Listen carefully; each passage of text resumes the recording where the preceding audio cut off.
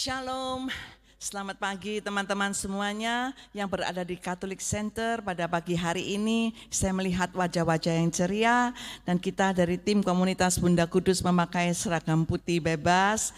Dan saya melihat juga teman-teman yang berada di Zoom. Ibu Gwen sudah kembali ke Orlando. 2 minggu berada di Surabaya, cukup senang-senang. Dan juga Ibu Bue dari Pennsylvania juga sudah ada di Zoom kembali setelah pulang dari Hawaii untuk graduation cucunya. Saya melihat Julie dari Padang yang tetap setia, Ibu Karina yang awe-awe di sana, Katarina, dan juga Ibu Lili dari Pennsylvania. Dari Jersey. Dan kemudian saya juga melihat Pak Adi, salam jahe, dan juga Pak Joni, ada Lili dari Maxmar, juga VV, dan juga Pak siapa ini ya? Pak Eko ya, dan juga teman-teman yang lainnya. Pak Yoyo masih belum kelihatan. Nanti kita akan mendoakan sahabat Zoom setia kita, Pak Budi, yang kemarin kita semua sangat terkejut karena Pak Budi sudah pulang ke rumah Tuhan dan kita tidak tahu kenapa begitu mendadak ya. Nanti kita akan doakan beliau karena dia adalah Zoom yang pernah juga hadir di Surabaya walaupun di Jakarta. Dan juga kita bertemu dengan teman-teman lain yang ada di Zoom. Untuk Anda terima kasih sudah join di Bindoman Bunda Kudus. Dan pada pagi hari ini kita akan dilayani oleh Romo Ramos dari Filipina yang sudah 14 tahun di sini, yang khusus mengajar filsafat. Bagi Anda yang suka untuk filsafat boleh juga ikut, tapi memang agak sulit ya. Nggak ada yang gampang, memang harus sulit. Apalagi kalau praktek ya lebih sulit. Dan Debbie bersama teman-temannya akan bersama dengan Anda untuk mengajak Anda memuji, memuliakan Tuhan. Marilah kita menyiapkan hati kita, membuka hati kita untuk mendengarkan firman, memuji Tuhan, supaya berkat Tuhan datang untuk kita semuanya. Tuhan Yesus memberkati. Shalom Bapak Ibu, baik yang hadir di Catholic Center ini maupun juga yang online. Luar biasa yang online setia terus ya mengikuti PD dari Bunda Kudus ini, dan juga yang ada di sini juga semuanya luar biasa. Boleh setia dan rajin untuk hadir, untuk mengikuti setiap mungkin firman yang dibagikan dan juga pengajaran-pengajaran yang boleh diberikan dari PD Bunda Kudus ini. Mari saat ini saya mengundang semuanya untuk boleh bangkit berdiri. Kita boleh berikan tos buat kanan kiri, muka belakang. Mungkin boleh dibuka sedikit maskernya karena ini sudah mulai bebas gitu ya. Supaya boleh dilihat wajah-wajah sukacita. Baik yang online boleh dilambaikan tangannya semuanya untuk menyapa teman-teman yang baik ada yang di Zoom maupun juga yang ada di sini. Ya, kita sama-sama kita mau memuji Tuhan karena dikatakan di Mazmur 92 adalah baik untuk menyanyikan dan bermazmur kepada Tuhan, untuk memberitakan kasih setianya yang luar biasa. Oke, kita mau berikan sorak-sorai buat Tuhan kita yang sudah mencurahkan berkat-Nya, yang sudah memberikan segala kebaikannya, kemurahannya bagi setiap kita. Mari kita mau bertepuk tangan, bersukacita bersama-sama.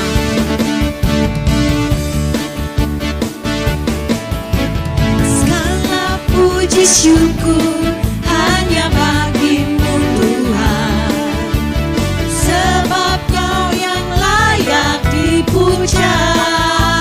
Kita mau bersorak buat Tuhan. Kami mau bersorak, tinggikan nama-Mu. Haleluya. Sekali lagi kita mau nyatakan segala puji syukur hanya bagi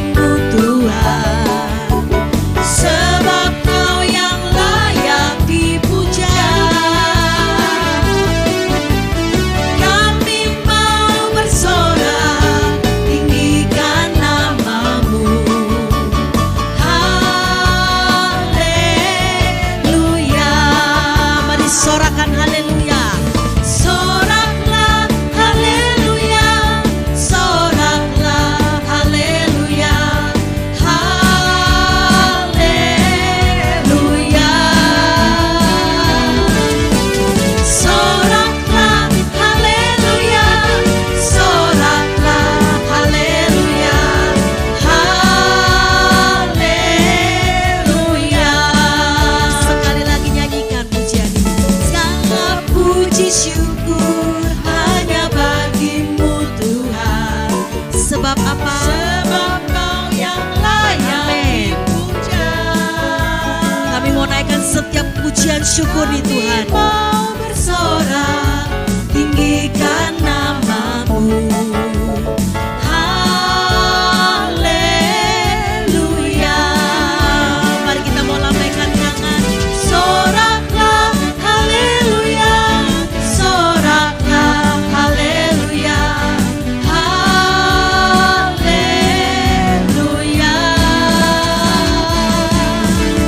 Soraklah, haleluya. Soraklah, haleluya. Haleluya. Mari sorakan haleluya. Soraklah, haleluya. Soraklah, haleluya. Haleluya. Soraklah, haleluya. Soraklah, haleluya.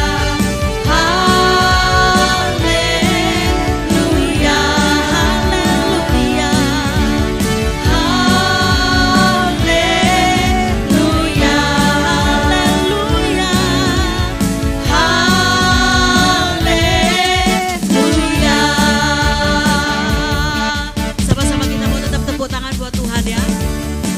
Karena kita percaya ketika kita boleh bernyanyi, kita memuji Tuhan, kita bertepuk tangan, Tuhan boleh disenangkan hatinya karena setiap puji-pujian kita. Kita mau nyanyikan glory, nyanyi glory, Glory, glory bagi Sang Raja.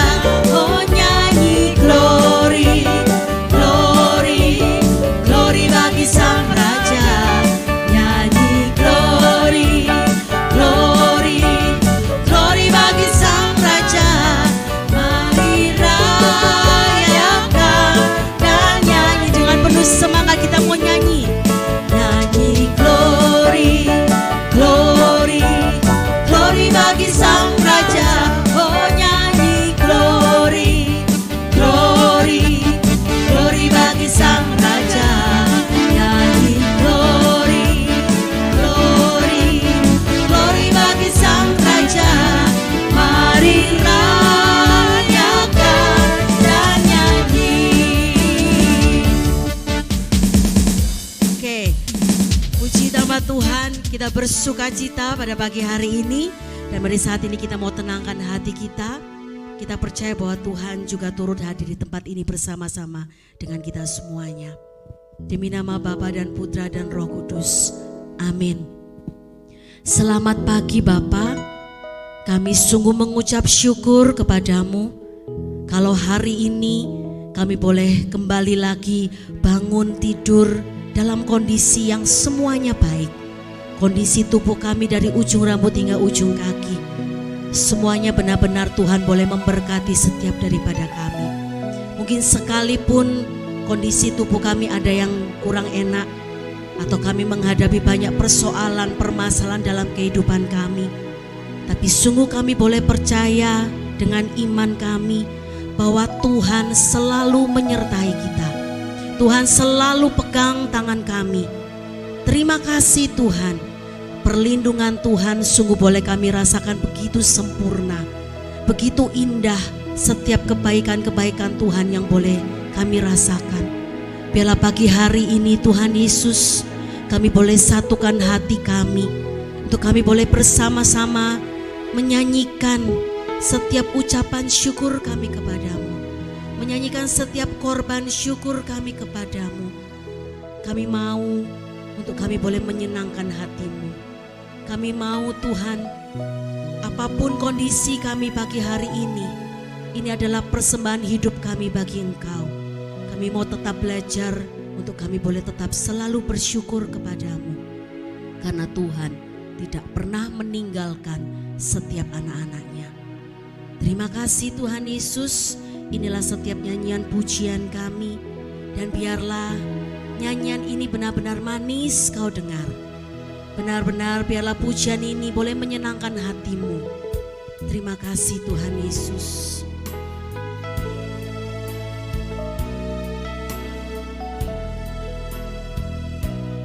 Ya Tuhanku, aku hendak bernyanyi bagimu selama ku hidup. Ya Allahku, aku hendak bermazmur bagimu selagi ku ada. Ini yang kami renungkan. Inilah yang ku renungkan setiap waktu. Nyanyian pujian dan pengagungan kepadamu.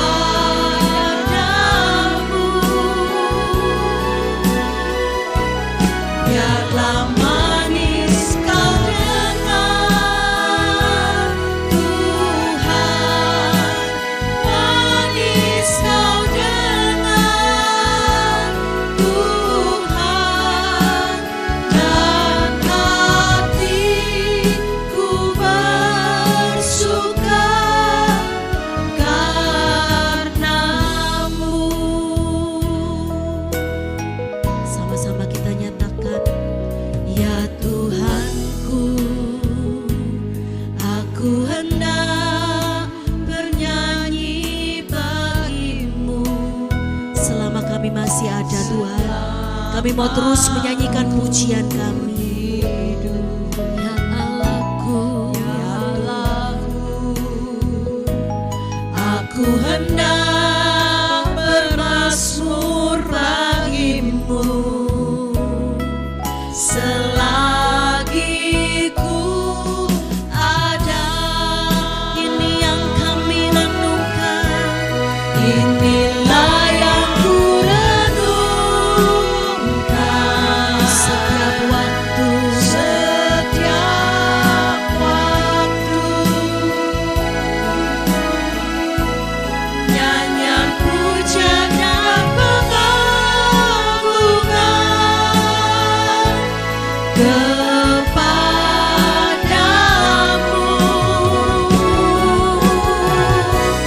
Biarlah manis kau dengar Tuhan, manis kau dengar Tuhan, dan hatiku bersuka karenamu. Ini yang kami renungkan,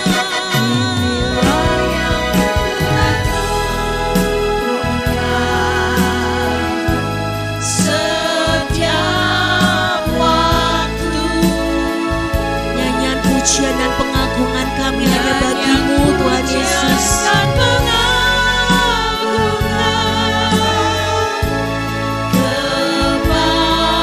kepadamu. Sungguh biarlah manis kau dengar, kau dengar Tuhan, manis kau dengar Tuhan, dan hatiku bersuka karenamu. Ini yang kami renungkan Tuhan Yesus. Inilah yang ku renungkan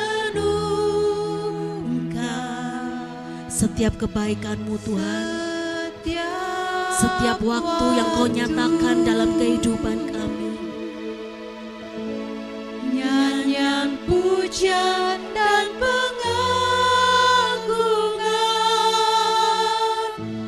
kepadamu.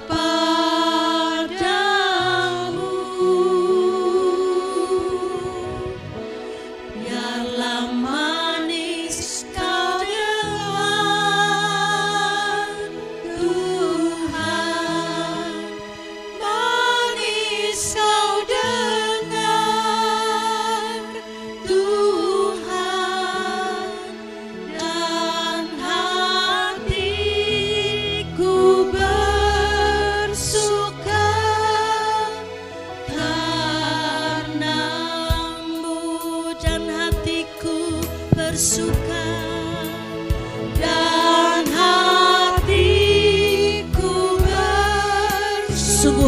kami bersuka. Dan hatiku bersuka, Dan hatiku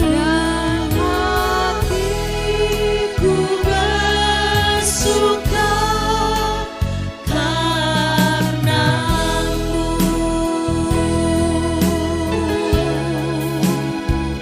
hatiku bersuka karena kemurahan-Mu, karena pertolongan-Mu Tuhan, yang tak pernah datang terlambat, dan Kau selalu pegang tanganku. Terima kasih, kami mau bermazmur bagi-Mu, kami mau menyanyi bagi-Mu. Sungguh adalah baik Tuhan, semua untuk meninggikan-Mu. Terima kasih, mari terus nyatakan terima kasih Tuhan, terima kasih. Sungguh Tuhanku baik, sungguh Tuhanku luar biasa, sungguh tak terselami setiap jalan-jalan-Mu. Terima kasih Tuhan.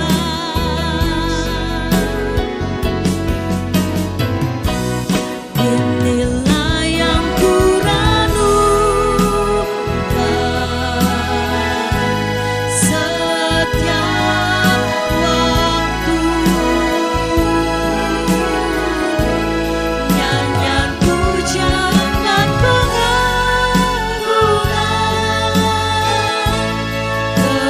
kepadamu.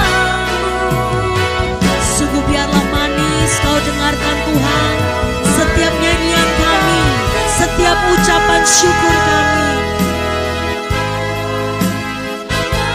Manis Kau dengar Tuhan, dan hatiku bersuka karenamu, dan hatiku bersuka, dan hatiku bersuka, dan hatiku bersuka, dan hatiku bersuka karenamu.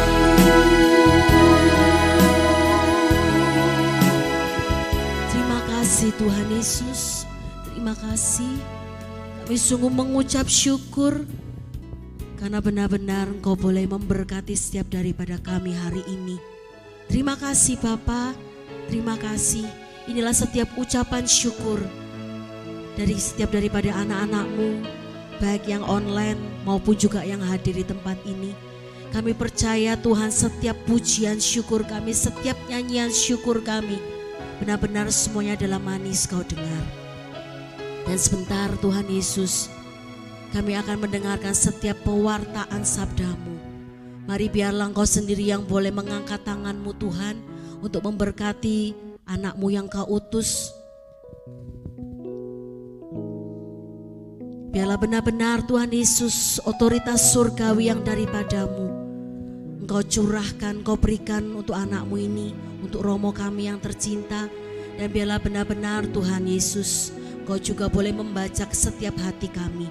Engkau bantu kami untuk membuka hati kami lebar-lebar, telinga kami lebar-lebar. Dan benar-benar kami boleh fokus hanya kepada setiap pengajaran-Mu, kepada setiap pewartaan sabda-Mu. Terima kasih Tuhan Yesus, beracaralah bersama-sama dengan kami. Dan benar-benar kami mau persembahkan acara ini dari awal hingga akhir hanya ke dalam tangan kasih-Mu. Inilah doa kami, ucapan syukur kami, penyembahan kami.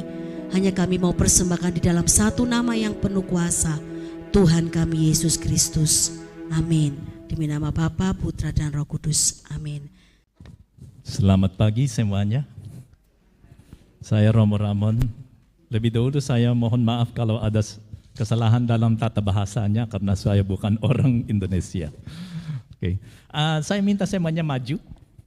Ya, saya tahu bahwa di Injil pernah dikatakan Tuhan Yesus Kristus bahwa kalau pemungut cukai di di belakang si Farisi yang maju kan, tapi ini bukan bait Allah dan kita sudah di dalam perjanjian baru. Oke, silakan maju supaya bisa ditanyakan. Topik kita hari ini adalah ada apa dengan tubuh dan darah. Oke, nah kalau Ekaristi, tubuh dan darah Kristus, kapanlah untuk pertama kalinya Tuhan Yesus Kristus berbicara tentang Ekaristi ini? Kamis Putih, perjamuan terakhir. Semuanya setuju? Untuk pertama kalinya ya dia berbicara tentang tubuh dan darahnya. Yang belajar, Erwin tahu karena dia belajar Alkitab kan. Di perjamuan terakhir ya, yakin semuanya?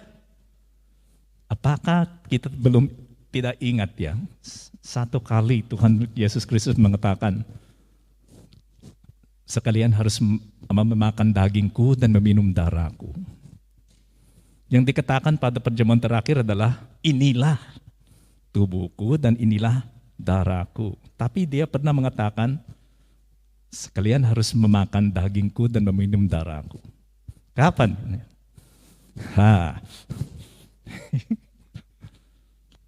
Oke, saya kasih jawabannya. Ya, apakah Tuhan Yesus Kristus pernah berbicara tentang sakramen Ekaristi sebelum perjamuan terakhir? Apakah pernah?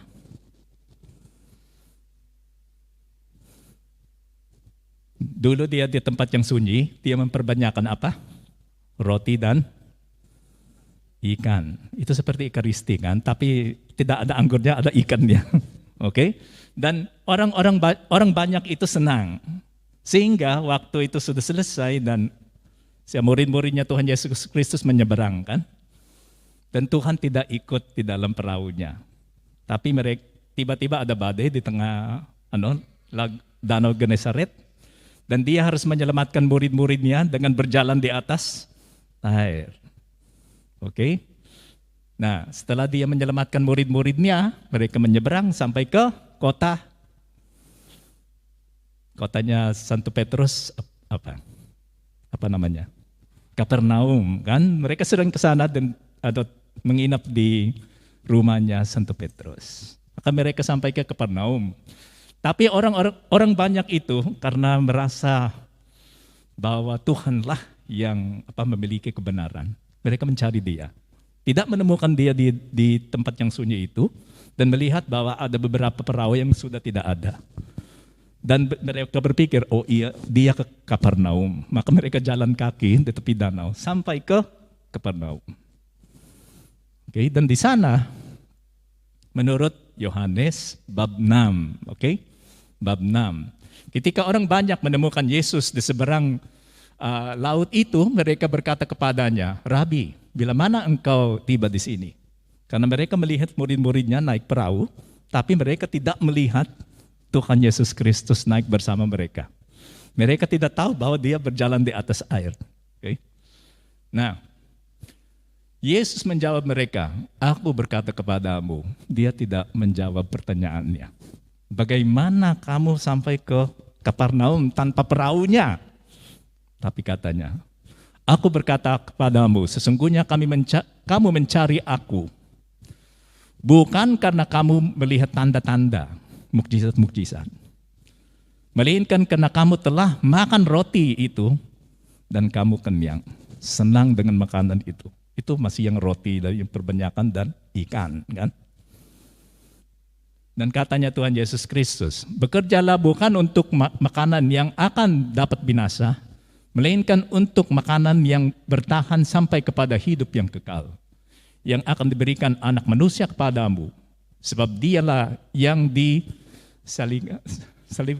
oleh Bapa, disahkan oleh Bapa Allah dengan meterainya. Oke? Nah, dia mengubah topik.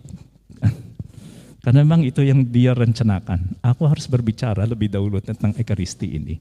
Sebelum perjamuan terakhir. Dan semoga murid-muridku itu bisa ingat kan, bahwa saya pernah berbicara tentang ini. Oke. Lalu kata mereka padanya, apakah yang harus kami perbuat supaya kami mengerjakan pekerjaan yang dikehendaki Allah? Jawab Yesus kepada mereka, inilah pekerjaan yang dikehendaki Allah, yaitu hendaklah kamu percaya kepada Dia yang telah diutus Allah. Karena memang saya akan berbicara dengan sesuatu yang aneh. Benar? Dan katanya Allah Bapa, kamu harus percaya. Katanya kepada orang banyak ini. Maka kata mereka kepadanya, tanda apakah yang engkau perbuat supaya kami dapat melihatnya dan percaya kepadamu? Pekerjaan apa yang engkau lakukan? Nenek moyang kami, mereka kasih contoh. Contohnya Tuhan, gitu, seperti itu. Semoga roti itu turun dari surga dan kami bisa makannya. Ya. Nenek moyang kami telah makan mana di padang gurun, seperti ada tertulis, mereka diberinya makan roti dari surga. Apakah Tuhan bisa melakukan itu? Selain memperbanyak roti itu yang tadi di tempat yang sunyi itu. Pada waktu itu dia melakukan ini kan. Mereka di padang gurun dan mereka lapar. Kami lapar, seharusnya kami tidak keluar dari Mesir. Tidak ada makanan di sini. Loh, ini makanannya katanya Tuhan Allah kepada mereka. Ini rotinya turun dari surga kan. Maka kata Yesus kepada mereka, aku berkata kepadamu, sesungguhnya bukan Musa yang memberikan kamu roti dari surga, melainkan Bapa-Ku yang memberikan kamu roti yang benar dari surga. Sedikit demi sedikit dia mendekati topiknya kan. Maka bersungut-sungutlah orang-orang tentang ini karena ia telah mengatakan, akulah roti yang telah turun dari surga. Katanya di dalam, akulah roti yang turun dari surga. Kata mereka, bukankah ini Yesus? Bagaimana dia bisa mengatakan bahwa dia adalah roti yang turun dari surga? Tapi dia tidak berhenti. Tiba-tiba katanya, jawab Yesus kepada mereka, jangan kamu bersungut-sungut. Tidak ada seorang pun yang dapat datang kepada aku jikalau ia tidak ditarik oleh Bapa yang mengutus aku. Dan ia akan kubangkitkan pada akhir zaman. Aku punya kekuasaan untuk melakukan ini. Akulah roti yang hidup yang telah turun dari surga. Jikalau seorang makan dari roti ini, ia akan hidup selama-lamanya. Baru dia mengatakan, dan roti yang kuberikan ialah dagingku. Itu yang mengagumkan. Dagingnya. Yang roti sudah kami tidak percaya. Sekarang dia mengatakan dagingnya yang harus dimakan, bukan roti. Daging yang akan kuberikan untuk hidup dunia. Orang-orang Yahudi bertengkar antara sesama mereka dan berkata, bagaimana ia ini dapat memberikan dagingnya kepada kita untuk dimakan? Itu mustahil. Kan? Ini Ekaristi dalam gereja Protestan. Oke. Dulu banyak gereja Protestan tidak merayakan Ekaristi. Tapi sangat jelas bahwa ada di dalam Injil kan. Ada Ekaristinya. Maka mulai waktu itu lebih banyak gereja Protestan yang merayakan Ekaristi. Tapi cara untuk merayakannya seperti ini. Kan? Dan seperti ini. Kan? Ada anggur-anggurnya dan seperti ya makan bersama. Seperti itu. Mereka menolak kehadirannya Tuhan Yesus Kristus di dalam roti dan anggur itu. Kehadirannya itu disebut simbol.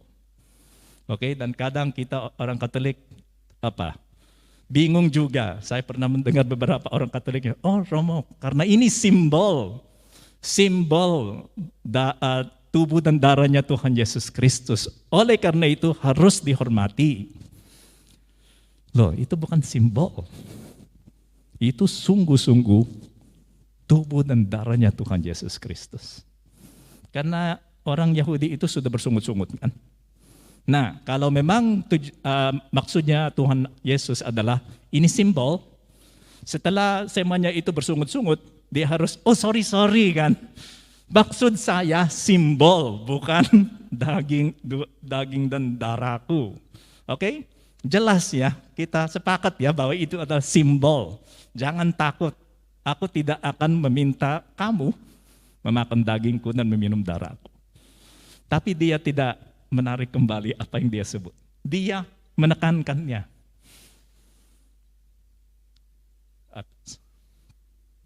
Maka kata Yesus kepada mereka, aku berkata kepadamu, sesungguhnya jikalau kamu tidak makan daging manusia dan minum darahnya, kamu tidak mempunyai hidup di dalam dirimu. Diulangi. Maka sungguh-sungguh tubuh dan darahnya Tuhan Yesus Kristus. Oleh karena itu kita seharusnya tak pernah bosan di dalam Misa Kudus kan. Karena ada mukjizat yang terjadi. Dan itu yang harus diajari kepada anak-anak. Dengan cara yang halus dan menyenangkan kan. Jangan yang kamu harus misa kan. Tolong duduknya seperti ini, tolong itu tidak menyenangkan. Maka anak-anak itu memorinya tentang misa harus positif. Oke, saya selalu menceritakan ini karena dulu orang tuaku membawa kami ke misa. Memang kami tidak ngerti kan. Tapi di gereja-gereja di Filipina itu ada banyak gambarnya, khusus yang gereja Dominikan, yang Santo Domingo. Banyak gambarnya, maka walaupun anak tidak memperhatikan si Romo, bisa melihat gambar-gambarnya, dan melihat apa maksudnya ini, apa itu rosario, apa itu mengaku dosa, ada di sana. Kan? Kita bisa belajar dari itu. Dan setelah itu, orang tua saya selalu membeli es krim. Setelah misa ada es krimnya, kami menghabiskan 1 galon gitu, karena kami 7 bersaudara. Oke, maka memori kami tentang misa es krim. Oke, karena masih anak kecil ya, kami tidak ngerti apa yang terjadi di atas altar. Hanya nanti karena sudah positif memori saya, ikut sendiri kan. Walaupun tidak ada orang tua, kan, oh ya bisa itu bagus kan. Saya sendiri, nah setelah itu yang waktu saya sudah remaja, nyanyiannya yang Bapak kami. Itu yang saya paling suka, bisa sebagai seorang remaja. Oke, memori kita harus positif. Dan yang dikatakan oleh Katekismus Gereja Katolik nomor 1374 dalam sakramen Ekaristi Maha Kudus, tercakuplah dengan sesungguhnya secara real dan substansial tubuh dan darah bersama dengan jiwa dan kealahan Tuhan kita Yesus Kristus. Dan dengan demikian seluruh Kristus ada. Kenapa kita tidak dikasih anggurnya, darahnya? Apakah memang Tuhan Yesus Kristus terpisah? Ini rotinya hanya dagingnya dan anggurnya itu hanya darahnya. Tidak, oke? Dengan menyambut komuni itu, seluruh Kristus kita terima. Oke, disambut seluruhnya. Daging dan darahnya, badan dan jiwanya. Kita menyambut seluruh Yesus Kristus. Dan keputusannya Gereja Katolik, memang itu administratif. Oke, roti aja. Karena yang anggur itu susah kan. Lebih banyak. Kalau itu gereja Protestan sedikit, maka bisa. Tapi kalau itu gereja seperti Hati Kudus Yesus, HKY, aduh, berapa botol anggur yang harus dibeli kan. Dan nanti anak-anak itu mabuk-mabuk kan. Secara administratif dan praktikal, kita melakukan itu. Nah, ini filsafatnya, karena aku dosen filsafat kan. Sorry ya, ada filsafatnya. Ini perubahan. Menurut Aristoteles, ini perubahan aksidental. Ada 2 konsep yang kita harus belajar, substansi dan aksiden. Ini perubahan aksiden, bukan perubahan substansial. Karena substansinya dulu adalah apel, kan? Setelah perubahannya, apakah substansinya berubah? Tidak, tetap apel. Apa yang berubah? Warnanya, karena itu aksidental. Maka tetap apel, tapi berubah aksidennya dari hijau ke merah. Nah, ada juga perubahan substansial. Oke? Misalnya kayu dibakar menjadi abu. Apakah abu itu sama dengan kayu? Tidak. Maka substansinya itu berubah. Ini perubahan substansial. Biasanya kalau ada perubahan substansial, aksidennya ikut berubah. Kan? Karena substansinya sudah berubah, maka aksidennya itu berubah bersama substansinya. Nah, di dalam Misa Kudus, dulu itu roti dan anggur, yang kelihatan roti dan anggur, setelah konsekrasi kelihatan sama aja. Roti dan anggur. Maksudnya aksidennya tidak berubah. Tidak berubah, tapi substansinya berubah. Yang di sebelah kiri itu masih roti dan anggur. Yang di sebelah kanan itu setelah konsekrasi sudah bukan roti dan anggur. Itu darah dan tubuhnya Tuhan Yesus Kristus. Oleh karena itu harus dihormati. Dan biasanya hanya yang bertugas yang bisa memegangnya, kan? Itu yang karena sangat harus dihormati. Disimpan di dalam tabernakel seperti kotak besi karena sangat berharga, kan? Nah, ini mukjizat karena biasanya kalau ada perubahan substansial, aksidennya harus berubah. Tapi di sini tidak berubah. Walaupun ada beberapa mukjizat Ekaristi yang memang aksidennya itu berubah bersama perubahan substansial, kan? Di Lanciano ada osti dan anggur yang berubah aksidennya waktu dikonsekrasi oleh Romo. Dan itu tidak busuk, tetap ada. Dagingnya itu dari jantung. Dan darahnya itu tidak membusuk, jadi kering aja. Tapi tetap ada di sana. Dan tipenya itu AB, darah AB. Ada kain itu yang dipakai untuk menguburkan Tuhan Yesus Kristus, kan? Dilihat darahnya, tipe darahnya adalah AB juga. Dua-duanya. Maka darahnya Tuhan Yesus Kristus AB. Oke, baru ditetapkan, kan? Maka itu diumumkan, dijelaskan oleh Tuhan Yesus Kristus, baru ditetapkan pada kapan itu ditetapkan? Pada perjamuan terakhir. Ini yang berarti itu yang kita tahu, kan? Karena itu dirayakan di dalam gereja. Sakramen Ekaristi kapan ditetapkan? Perjamuan terakhir. Lukas 22 sampai 19:20, Matius, Markus, dan Korintus. Konsekrasinya bisa ditemukan di sini. Kenapa tidak ada dari? Oke, kenapa tidak ada Santo Yohanes, murid yang dikasihi oleh Tuhan, yang ahli kitab suci? Kenapa tidak ada Santo Yohanes? Tahu? Karena yang 3 pertama itu langsung ditulis setelah kematiannya Tuhan Yesus Kristus naik ke surga. Si Santo Yohanes menulis Injilnya ya yang terakhir. Dan maksudnya yang 3 ini yang sudah dipakai di seluruh dunia untuk mewartakan Injil. Baru Santo Yohanes menulis Injilnya untuk melengkapi. Oleh karena itu ada banyak yang ada di dalam Injil menurut Santo Yohanes yang tidak ada di sini. Walaupun ada beberapa yang sama. Dan dia berpikir, oh ya, semua orang sudah tahu kan konsekrasinya dan sudah banyak tahun itu dirayakan misanya. Untuk apa menambahnya, kan? Oke, saya menambah yang belum diketahui oleh orang. Tapi yang mengejutkan adalah Santo Paulus, 1 Korintus. Santo Paulus apakah dia sudah rasulnya Tuhan Yesus Kristus sebelum dia disalibkan? Apakah dia sudah rasul? Nah, tapi dia menulis tentang Ekaristi. Sehingga kita bisa melihat bahwa memang Ekaristi itu sangat penting.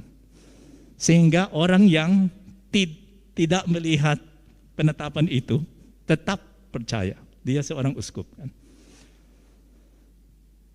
Oke, ini Lukas. Lalu ia mengambil roti, mengucap syukur, memecah-mecahkannya dan memberikannya kepada mereka, katanya, inilah tubuhku yang diserahkan bagi kamu. Perbuatlah ini menjadi peringatan akan aku. Dengan juga dibuatnya dengan cawan sesudah makan. Ia berkata, cawan ini adalah perjanjian baru oleh darahku yang ditumpahkan bagimu. Pada prinsipnya, murid-muridnya itu harus ingat, oh ya pernah itu disebut oleh Tuhan Yesus Kristus. Apakah mereka ingat? Tidak. Tidak langsung kan. Setelah dia bangkit, ya mereka diingatkan oleh Tuhan Yesus Kristus tentang ini.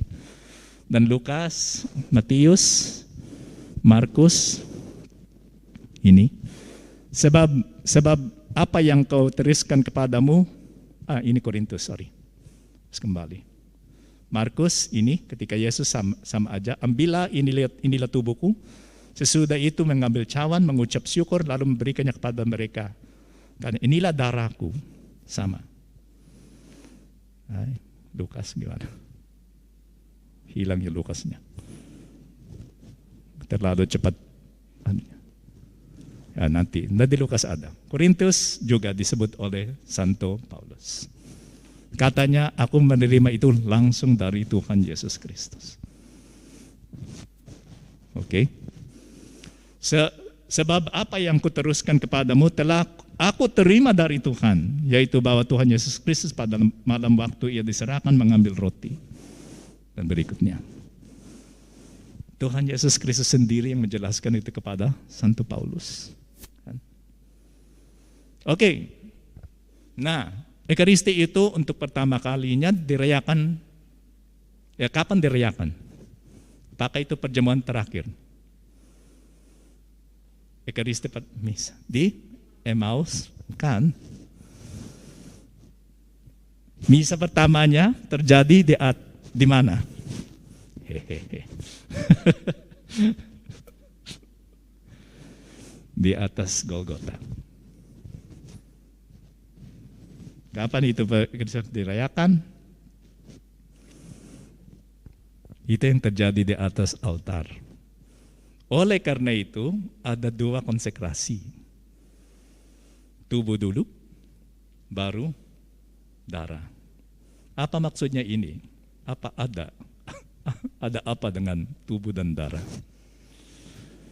Karena darah itu adalah sumber kehidupan menurut mereka. Maka dilarang untuk orang Yahudi meminum darah.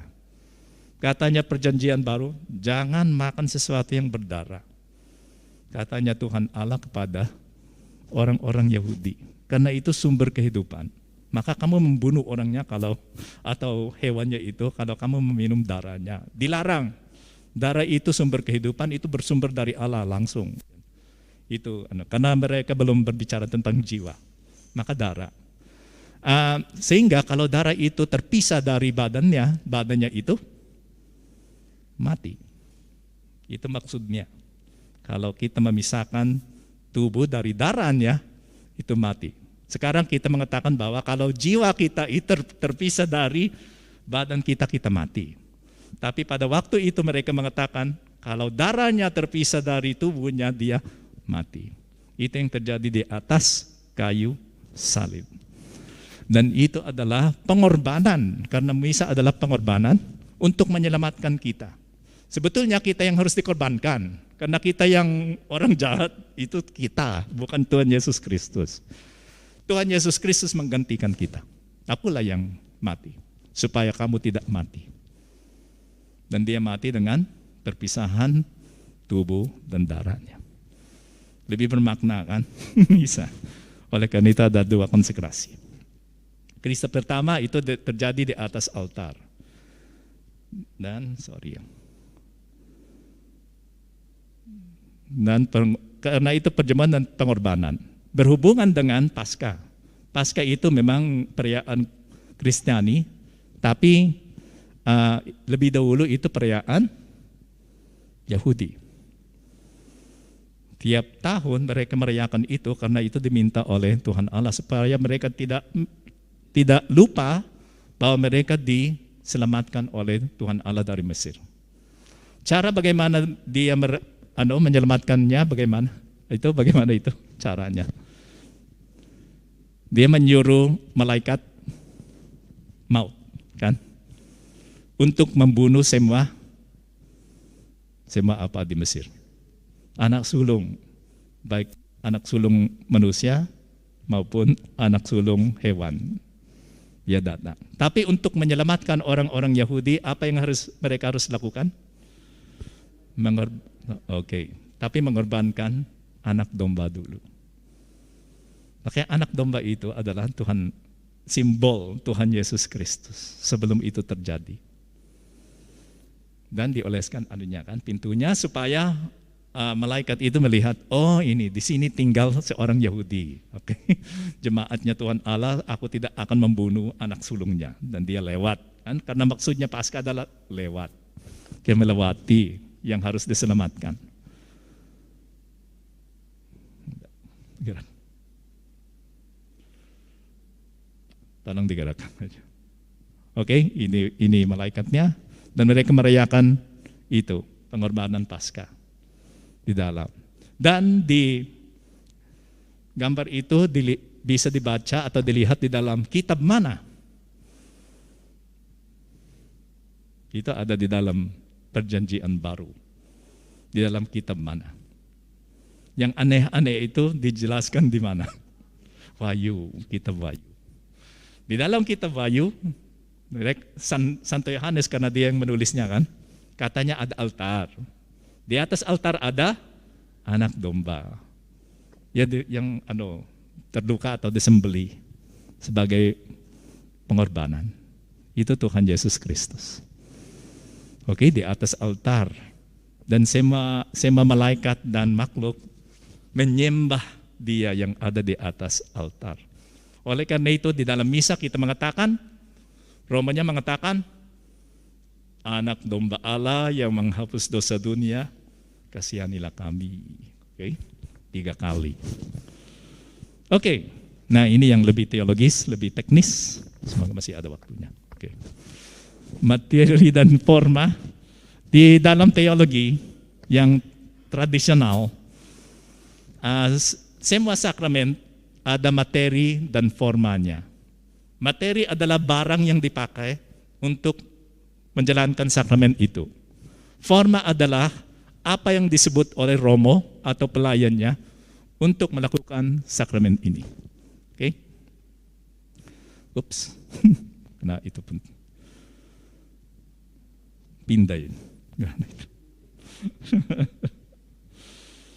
Apa yang terjadi dengan ini? Ada apa dengan PowerPoint-nya? Itu. Ini tabelnya. Maka ini ada materi dekat, yaitu bagaimana materi itu dipakai. Terbalik. Ini yang harus jauh. Salah ketik. Materi jauh adalah barangnya. Roti dan dari gandum, jangan dari beras. Dan anggur dari buah anggur. Tidak boleh yang dari buah lain. Karena itu yang dipakai oleh Tuhan Yesus Kristus. Dan ini yang dekat, maka terbalik. Yang dekat adalah apa yang dilakukan dengan barang itu. Misalnya kalau itu pembaptisan, barang yang dipakai adalah air. Apa yang dilakukan dengan air itu? Dipercikkan, dituangkan sebetulnya. Kan harus beralir dari daunnya supaya dosa asal itu bisa dihapus. Dan apa yang dikatakan oleh Romo waktu dia membaptis seorang? Aku membaptis engkau dalam nama Bapa dan Putra dan Roh Kudus. Itu formanya. Di sini materinya adalah roti dan anggur 2 dan dipersembahkan. Apa yang dikatakan oleh Romo? Formanya, inilah tubuhku dan inilah darahku. Intinya yang paling penting di sana adalah inilah tubuhku, inilah darahku. Dan si Romo harus menyebutnya in first person ya. Inilah tubuhku. Dia tidak boleh mengatakan inilah tubuh Kristus. Karena pada waktu konsekrasi dia adalah Kristus. Kami meminjam badan dan suara kami ini kepada Tuhan Yesus Kristus. Memang sangat suci momen itu kan. Ups, terlalu cepat. Oke. Maka inilah tubuhku, inilah darahku. Pelayannya siapa? Romo dan uskup. Dan dia. Oke, yang bisa merayakan, yang bisa bikin. Penerimanya yang dibaptis, oke. Telah dibaptis bisa membedakan antara roti biasa dan roti yang ekaristinya. Kami pernah ada cerita tentang seorang anak yang yang kena Down syndrome kan? Dia Down syndrome dan ibunya sangat bersemangat. Dia ingin anaknya itu bisa nyambut komuni. Tapi takutnya gereja adalah apakah dia tahu perbedaannya kan? Tapi si ibu itu karena dia bersemangat, dia mengajar anaknya tentang perbedaan ini. Oke? Dan ketika dia sudah confident bahwa anaknya itu tahu, dia membawanya kepada si Romo. Romo, anak itu sudah bisa nyambut komuni. Apakah dia bisa membedakan antara roti biasa dan tubuh Yesus Kristus? Bisa Romo, silakan diuji. Maka si Romo membawanya ke dalam kapel. Di kapel itu ada tabernakelnya kan, dan ada salibnya. Oke, ini siapa? Katanya kepada si anak yang autis itu. Yesus, katanya si anak. Dan dia jalan ke tabernakel. Di sini tidak ada tabernakel kan? Kalau ada tabernakel, yang ada di dalam kotak ini siapa? Yesus, katanya si anak. Benar kan? Oke. Pertanyaan ketiganya adalah, apa perbedaannya antara Yesus ini yang ada di salib dan Yesus yang ada di tabernakel? Katanya si anak. Di sini, di salibnya, kelihatannya Tuhan Yesus Kristus ada, tapi dia tidak ada. Tapi di kotak, kelihatannya Tuhan tidak ada, tapi dia ada. Komuni pertama. Bagi dia dikasih komuni pertama karena dia bisa membedakan antara roti yang biasa dan komuni kan? Oke. 3 macam penggunaan ekaristi. Ada 3 macam.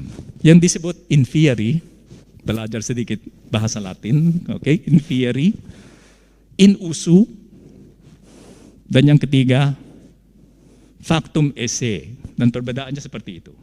Infieri itu maksudnya dalam pembuatannya itu adalah misa kudus. Ekaristi infieri adalah misa kudus. In usu dipakai penggunaannya. Kalau dipakai itu komuni. Factum esse sudah jadi, disimpan di dalam tabernakel atau di monstrans, sudah jadi adorasi.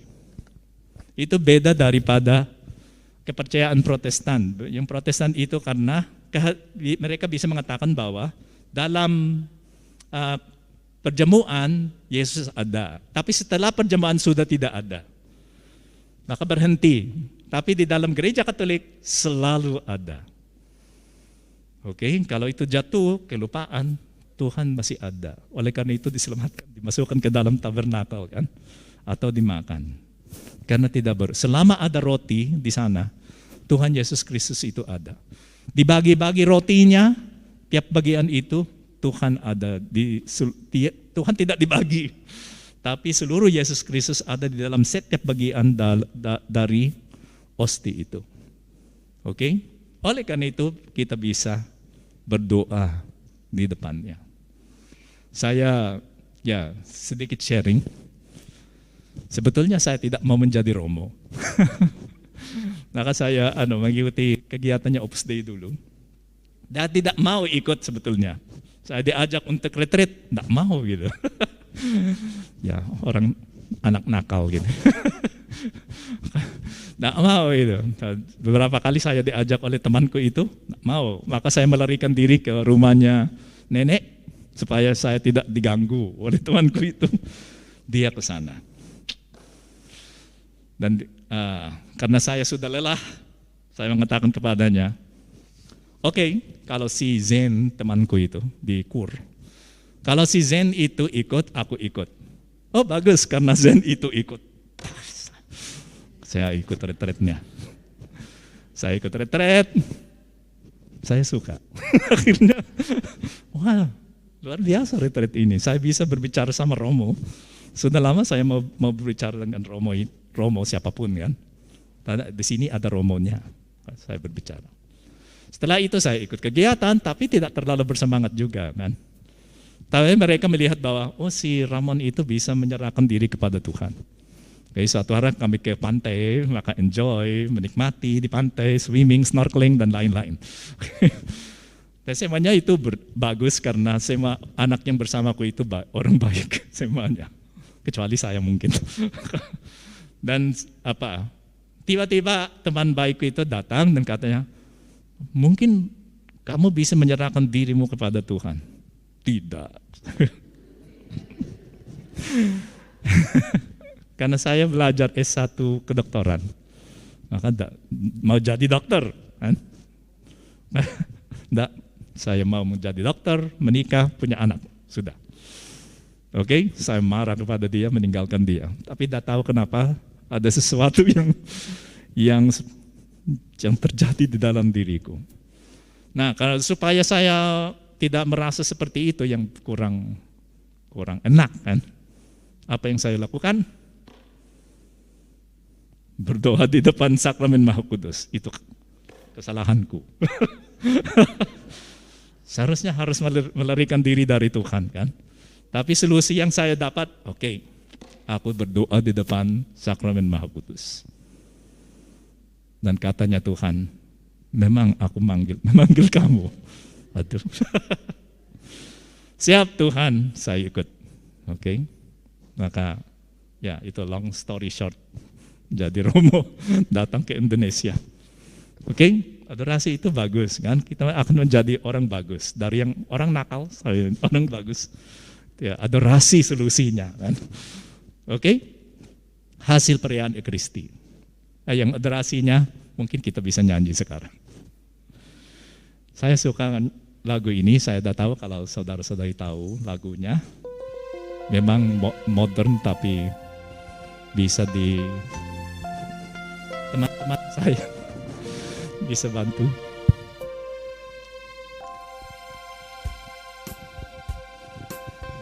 Tahu? Sempurna.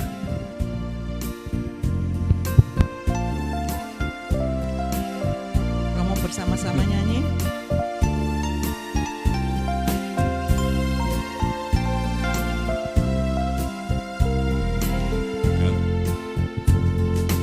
Kau begitu sempurna, di mataku kau begitu indah. Kau membuat diriku akan selalu memujamu. Di setiap langkahku, ku kan selalu memikirkan dirimu. Aku bisa bayangkan hidupku tanpa cintamu.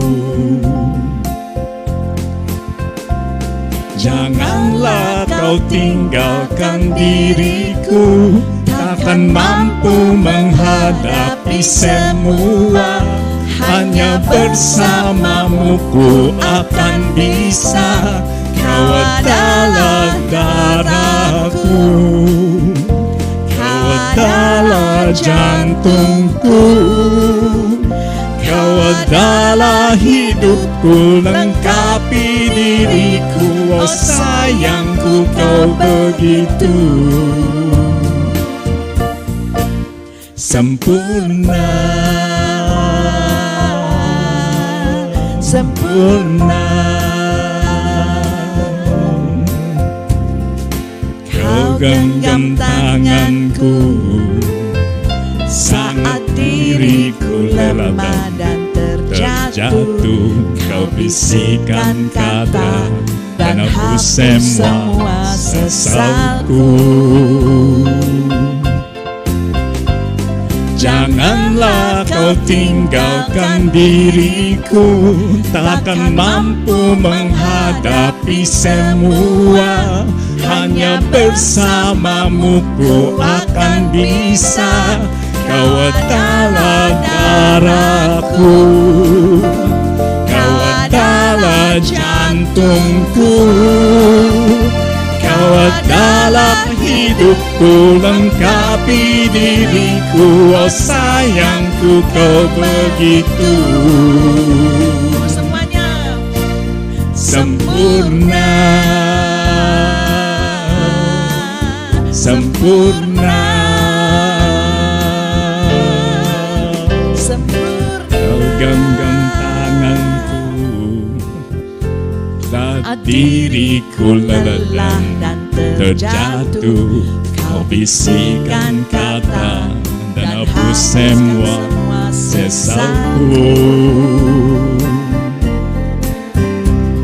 Janganlah kau tinggalkan diriku, takkan mampu menghadapi semua. Hanya bersamamu ku akan bisa. Kau adalah darahku, kau adalah jantungku, kau adalah hidupku, lengkapi diriku. Oh sayangku, kau begitu sempurna, sempurna, sempurna. Romo ini diam-diam bisa nyanyi juga, bakat terpendam ya. Luar biasa Ikut sekali. kur. Baik, Kalau terima Romo, kasih. kok Ya, bisa sama dengan saya ya? Romo tertangkap jadi Romo karena ikut retret ya. iya. Saya juga melayani Tuhan karena ikut retret tahun 94. Retret itu bagus. Iseng-iseng aja retret. Tiba-tiba kok jadi kepingin melayani Tuhan. Iya, benar. Itu. Kita harus kasih kesempatan kepada Tuhan untuk menangkap kita gitu. Benar, cara Tuhan menangkap lain-lain. Jalannya ya. itu adalah retret gitu. Betul. Mari Romo, Baik, terima kasih. terima kasih banyak. Ini lebih enak. Oke, kita lanjutkan. Hasil perayaan Ekaristi pada perjamuan terakhir pada malam ia diserahkan, penyelamat kita mengadakan kurban Ekaristi tubuh dan darahnya. Dengan demikian dia mengabdikan kurban salib untuk selamanya dan mempercayakan kepada gereja mempelainya yang terkasih kenangan wafat dan kebangkitannya, sakramen cinta kasih, lambing kesatuan, ikatan cinta kasih, perjamuan Paskah. Dalam perjamuan itu Kristus disambut, jiwa dipenuhi rahmat, dan kita dikaruniai jaminan kemuliaan. Kita dipenuhi dengan rahmat. Kita diubah oleh Kristi. Tidak seperti kalau kita makan hamburger misalnya, atau gado-gado, kan itu favorit saya. Gado-gado, kita makan gado-gado itu menjadi diri kita, kan berubah menjadi diri kita. Tapi kalau itu Ekaristi, kita nyambut Ekaristi, Tuhan tidak menjadi diri kita, kita lah yang menjadi seperti Tuhan. Maka sedikit demi sedikit dengan menyambut komuni dengan baik, dengan mengetahui apa yang kita sambut, kita menjadi lebih mirip dengan Tuhan Yesus Kristus. Oleh karena itu kita diberikan ini kan, Ekaristi. Ini dari Katekismus Gereja Katolik nomor 1323. Maka itu menyelamatkan kita karena Ekaristi adalah sama dengan pengorbanan Yesus di atas kayu salib, menyatukan gereja. Karena Tuhan itu satu. Semua orang yang menyambut komuni disatukan oleh Ekaristi ini. Oleh karena itu kita menjadi tubuh mistiknya Yesus Kristus dengan menyambut komuni. Maksudnya Kalau aku berdoa, yang lain itu yang ada di dalam tubuh mistiknya menerima hasil dari doaku. Kalau kita berbuat baik, okay? oleh karena itu kita harus berbuat baik. Adalah doa yang paling unggul menghadirkan surga di bumi, tanda dan janji kemuliaan kita pada masa depan. Tiap kali kita menyambut komuni, tiap kali kita adorasi, kita ada di surga. Itu pengantarnya. Memang kita belum di surga. Karena itu melihat esensinya Allah langsung. Sekarang dengan Ekaristi, dengan mata yang percaya, mata iman ini, kita bisa melihat Tuhan Yesus Kristus. Maka ini sudah surga di bumi. Hasil penerimaannya, kalau kita menerimanya, itu perayaannya. Komuni menguatkan persatuan kita dengan Kristus, sentapan rohani yang menyehatkan jiwa kita.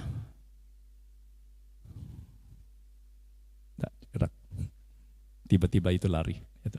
Memisahkan kita dari dosa, menjauhkan kita dari dosa, menghindari kejatuhan ke dalam dosa berat, menyatukan kita dengan tubuh mistik Kristus,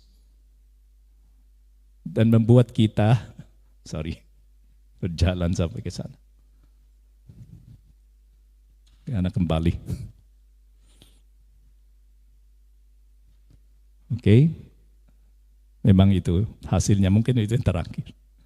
Karena memang Ekaristi itu sangat membantu kita, dan itu yang sakramen yang tertinggi.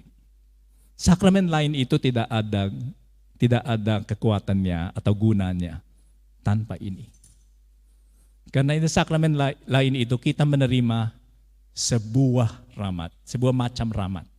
Okay? Penghapusan dosa asal kita atau pengampunan dosa kita. Tapi ini yang kita sambut adalah rahmat sendiri. Pembuat rahmat sendiri. Sumber semua rahmat sendiri. Tidak ada yang lebih tinggi daripada ini. Oleh karena itu kita seharusnya tidak bosan ya di dalam Misa Kudus. Maka yang walaupun homili kami Romo itu tidak terlalu menyenangkan atau membosankan, yang penting adalah konsekrasinya. Oke? Dan syukurlah Romo itu adalah Romo kan? Karena tidak ada orang awam yang bisa membuat konsekrasi ini selain Romo. Oleh karena itu beberapa orang kudus yang mengatakan selain Romo itu bisa merayakan misa, dia berguna gitu. Dia berguna, diperlukan di dalam gereja kan. Nah, itu yang, apakah ada pertanyaan atau sharing? Ini yang saya bisa sampaikan. Tidak ada pertanyaannya, semuanya jelas ya. Wow, luar biasa. Murid-muridku itu pandai semuanya.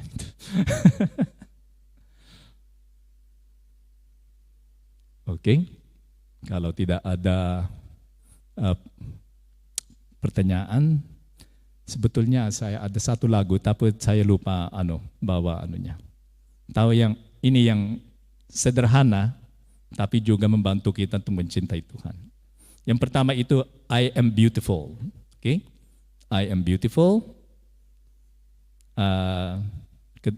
Kalimat keduanya I am loved. Inggrisnya, kan yang penting Inggris. I am beautiful, I am loved. Kita ngerti kan?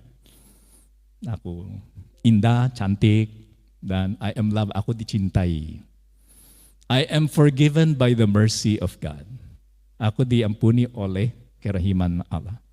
I am beautiful, I am loved, I am forgiven by the mercy of God. Lagi, I am beautiful, I am loved, I am forgiven by the mercy of God. And lagunya seperti ini. I am beautiful, I am loved, I am forgiven by the mercy of God. I am beautiful, I am loved, I am forgiven by the mercy of God. Semuanya. I am beautiful, I am loved. I am forgiven by the mercy of God. I am beautiful. I am loved. I am forgiven by the mercy of God. Ada geraknya. Tolong semuanya berdiri. Oke. I am beautiful itu, saya ini ambil dari seorang Filipin, pembicara juga. Beautiful itu seperti untuk cewek, seperti McDonald's kan. I am beautiful. Kalau laki, I am beautiful. I am beautiful.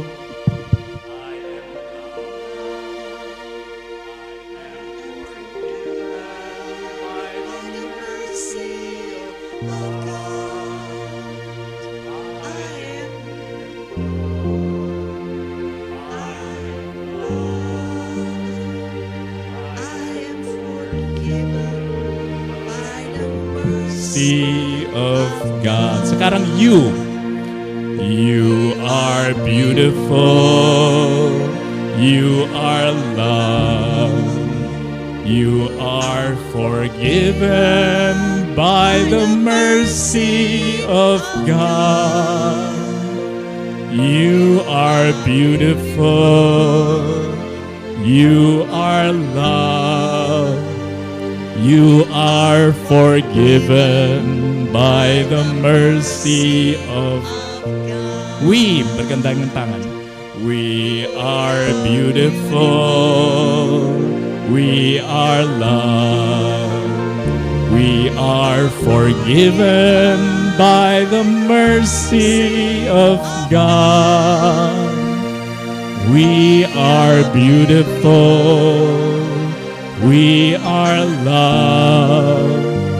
We are forgiven by the mercy of God. Tepuk tangan untuk Tuhan. Maaf, ada pertanyaan dari Zoom. Oh, ada? Iya. Oke, silakan. Tolong silakan duduk. Bagaimana penerimaan komuni bisa menyatukan kita dengan kaum miskin? Dengan kaum miskin, ya. Gini, karena ada dua perintah besar kan. Tuhan Yesus Kristus itu pernah ditanyakan perintah-perintah mana yang paling penting, dan jawabannya bagaimana?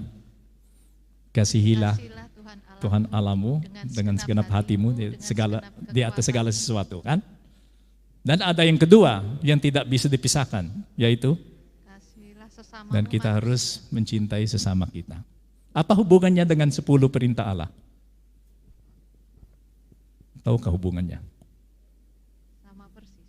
Yang 3 pertama itu Untuk Tuhan. apa? Hubungan manusia dengan Tuhan. Oke. Kita harus menyembah Allah sekarang. Yang kedua, kita harus menghormati namanya kan. Yang ketiga, kita harus Hari Tuhan. merayakan Tuhan. harinya Tuhan kan, Sabtu pada waktu itu kan. Yang 3 ini untuk siapa? Tuhan. Tuhan. Maka yang 3 pertama ini, kasihilah Tuhan Allahmu dengan segenap hatimu. Ini yang 3. Yang berikutnya, yang 4, menghormati orang tua. Yang kelima, jangan berzina. Jangan membunuh. Yang keenam, semuanya itu tentang sesama kita.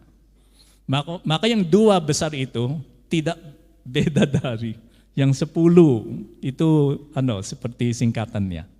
Dan karena kedua ini tidak bisa dipisahkan, tiap kali kita menyembah Tuhan Allah dan menyatukan diri dengan Tuhan Allah, kita terlibat, harusnya didorong untuk mencintai sesama kita. Ya ada juga perumpamaan itu ketika Tuhan itu datang dan dia memisahkan apa? Ya, pada akhir zaman dia memisahkan apa? Domba dari kambing. Oke? Itu perumpamaan tentang akhir zaman.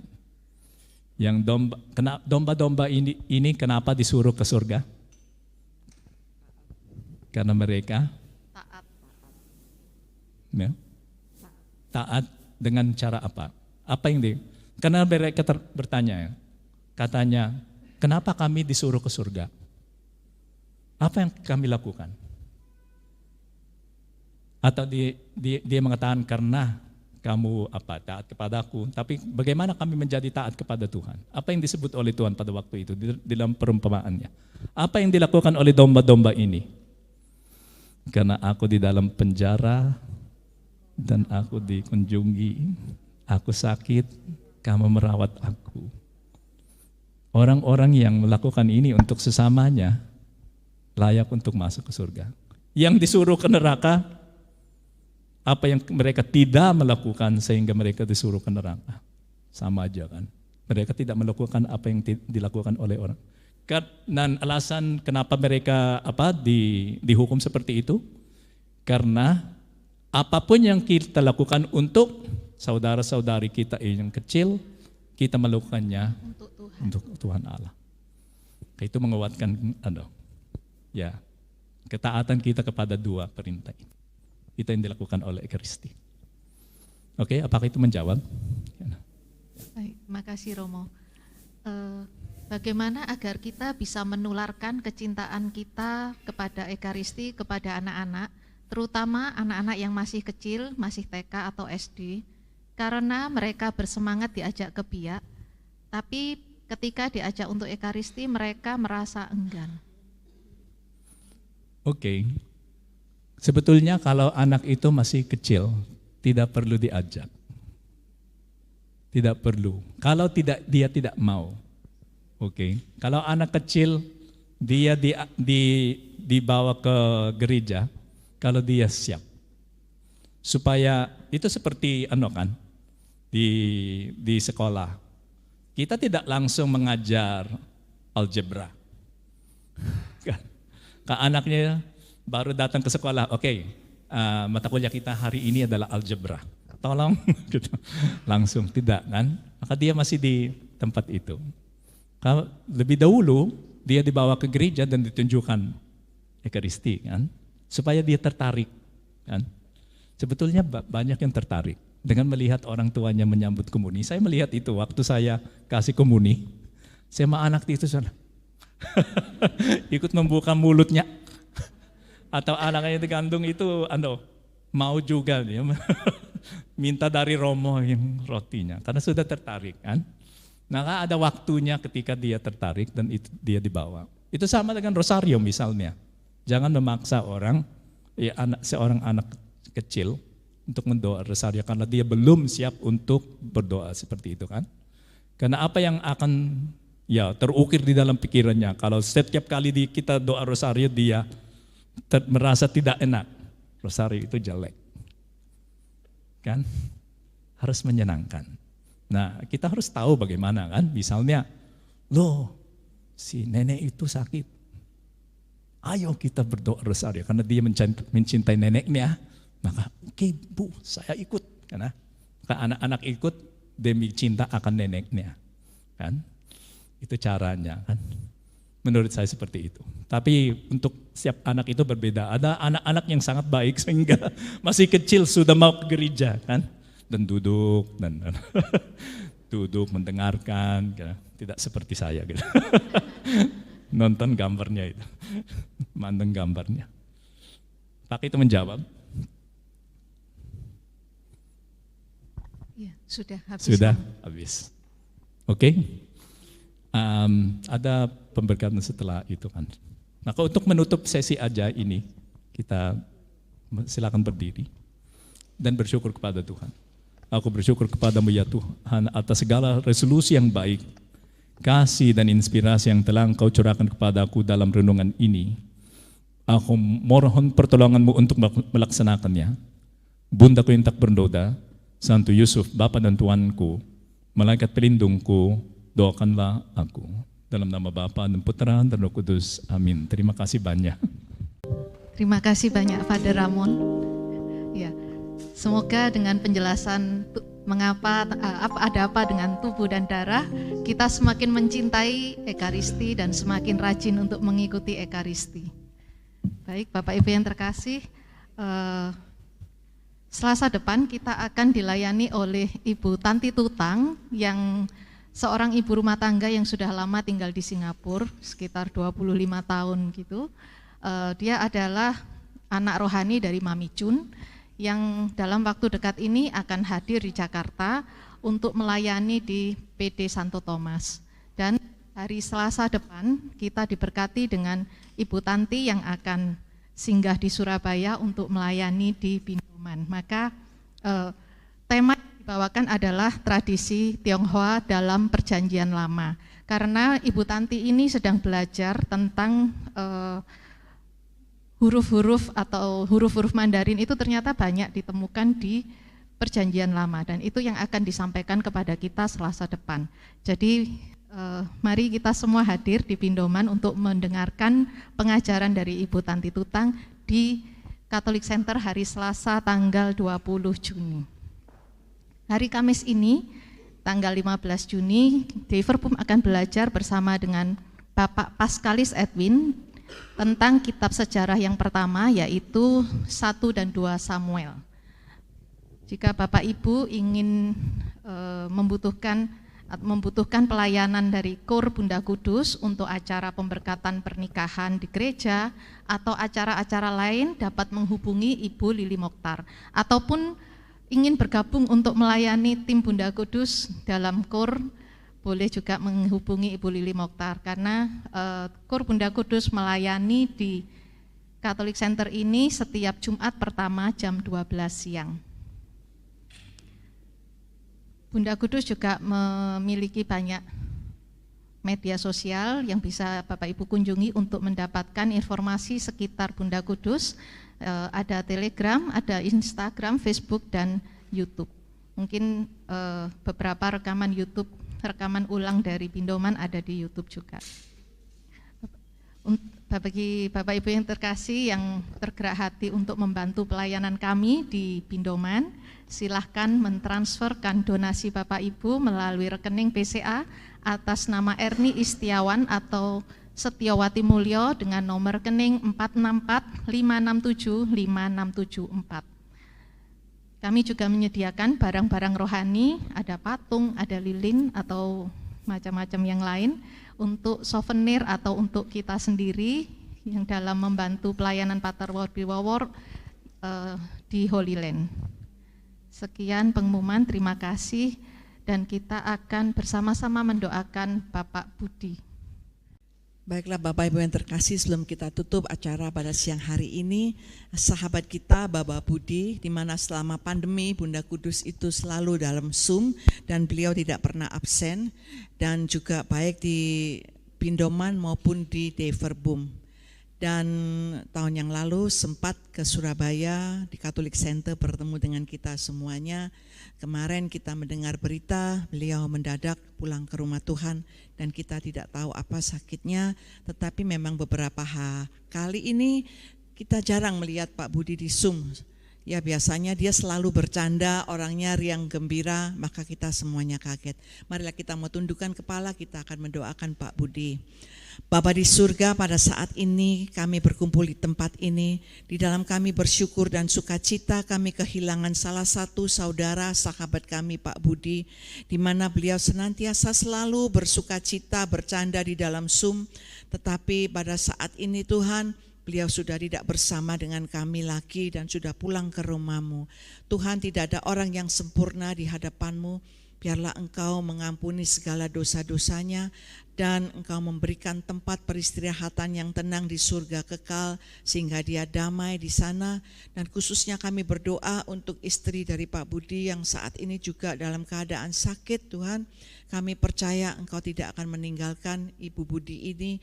Engkau kirimkan orang ataupun anak-anaknya yang begitu kasih kepadanya, dan biarlah dikuatkan iman dan hatinya untuk menerima semua ini sehingga dia dalam keadaan tidak terlalu sedih dan cepat pulih dari sakitnya. Kami serahkan dia ke dalam tangan-Mu, dan juga khususnya untuk Pak Budi, Kami percaya saat ini berada bersama dengan Engkau di surga kekal.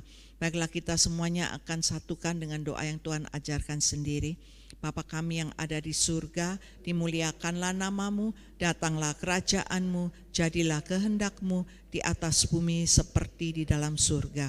Berilah kami rejeki pada hari ini dan ampunilah dosa kami seperti kami pun mengampuni yang bersalah kepada kami. Dan janganlah masukkan kami ke dalam pencobaan, tetapi bebaskanlah kami dari yang jahat. Amin.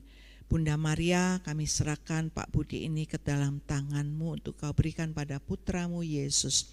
Salam Maria, penuh rahmat Tuhan serta-Mu, terpujilah Engkau di antara wanita dan terpujilah buah tubuh-Mu Yesus. Santa Maria, Bunda Allah, doakanlah kami yang berdosa ini sekarang dan waktu kami mati. Amin.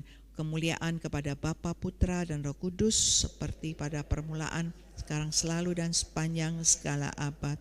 Terpujilah nama Yesus, Maria, dan Santo Yosef, sekarang dan selama-lamanya. Amin. Dalam nama Bapa, Putra, Roh Kudus. Amin. Yang persilakan Debbie untuk menutup dengan sebuah pujian. Silakan berdiri.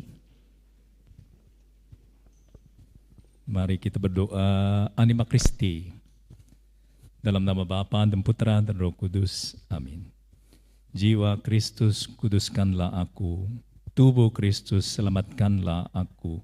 Darah Kristus, sucikanlah aku. Air lambung Kristus, basuhlah aku. Sengsara Kristus, kuatkanlah aku. Yesus yang murah hati, luluskanlah doaku. Dalam luka-lukamu sembunyikanlah aku. Jangan aku dipisahkan daripada-Mu. Ya Tuhan, terhadap setu dan curang, lindungilah aku. Di waktu ajalku, terimalah aku, supaya bersama para kudus-Mu aku memuji Engkau selamanya. Amin. Ini doa dari Santo Thomas Aquino. Aku berterima kasih kepadamu Bapa yang kekal, karena oleh belas kasihan-Mu yang murni, Engkau telah berkenan memberi makan jiwaku dengan tubuh dan darah putra tunggal-Mu, Tuhan kami Yesus Kristus. Kumohon kepadamu agar komuni kudus yang kami nyambut tidak menjadi kutukan bagi kami, tetapi menjadi penghapusan yang berdaya guna untuk semua dosaku. Semoga komuni ini menguatkan imanku, membangkitkan di dalamku semua yang baik, membebaskan aku dari kebiasaan-kebiasaan buruk, menghapuskan semua kecondongan terhadap dosa, menyempurnakan aku di dalam kasih, kesabaran, kerendahan hati, baik yang kelihatan dan tak kelihatan, menjadikanku bersahaja dalam segala hal, mempersatukanku denganmu dengan erat, Sang kebaikan sejati, dan tempatkanlah aku dalam kebahagiaan yang tak dapat berubah. Kini aku memohon dengan sungguh agar suatu hari nanti Engkau akan menerima aku, meskipun aku orang berdosa dan tidak layak, untuk menjadi seorang tamu pada perjamuan ilahi, di mana Engkau dengan Putra-Mu dan Roh Kudus adalah terang ilahi, kesempurnaan kekal, sukacita yang tak berkesudahan, dan kebahagiaan sempurna dari semua orang kudus melalui Kristus Tuhan kami. Amin. Dan semoga saudara sekalian diberkati oleh Allah yang Maha Kuasa, Bapa dan Putra dan Roh Kudus. Amin. Terima kasih banyak.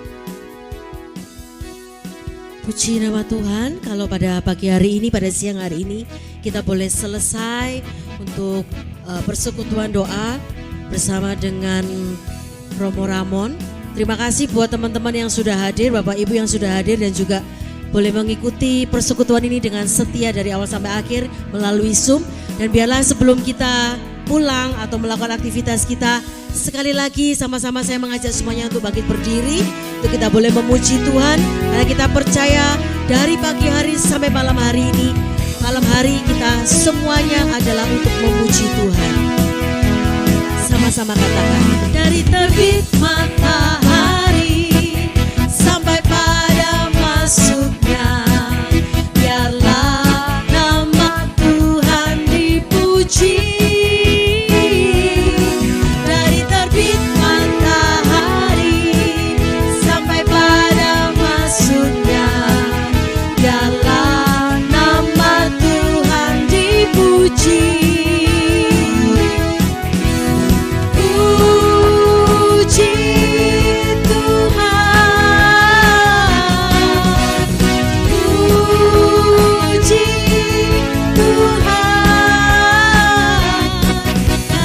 terbit matahari sampai pada masuknya.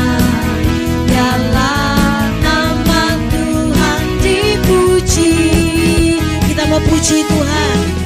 Puji Tuhan,